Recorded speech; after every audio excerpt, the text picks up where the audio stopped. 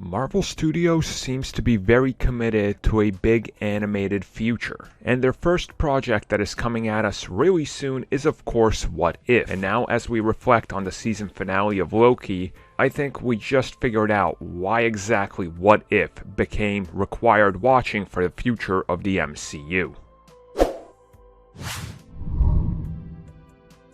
Ever since the announcement of Marvel's What If, fans have been wondering what exactly is the point of this and how important can it possibly be since it's animated. And I know there is many people out there that automatically dismiss the concept of What If because it is animated, because the value is not there in their opinion, because animation doesn't hold as much value as live action. So I kind of get that argument, but we see that Marvel Studios is putting a lot behind What If. And I think right now, if you go back and look at what has happened so far this year with the MCU going to Disney Plus, between WandaVision, between what they've done with Falcon and Winter Soldier, and again, if we look at Loki, for example, you see that this was set up and there is appropriate timing with the release of What If, specifically that they are involving the Watcher, and the plot of What If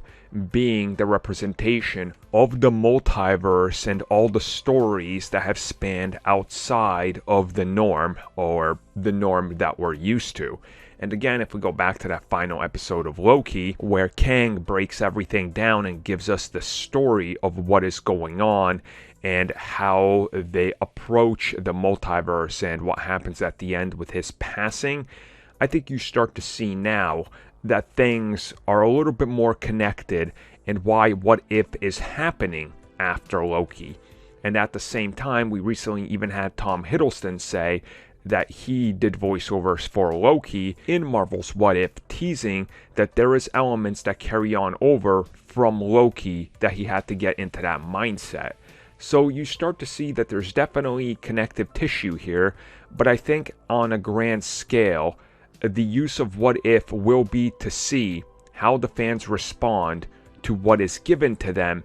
in animation and if they can make that transition to live action somewhere down the road. And if you look at What If and the fact that it includes the Watcher and the fact that it includes all these different permutations that are happening of the proper MCU timeline and how things are being twisted, and if you look at everything that happens in the last episode of Loki and what Kang kind of spells out as to how the timeline is going to just go all over the place and be uncontrollable, but at the time the finale of Loki hits, I think everything is right there, and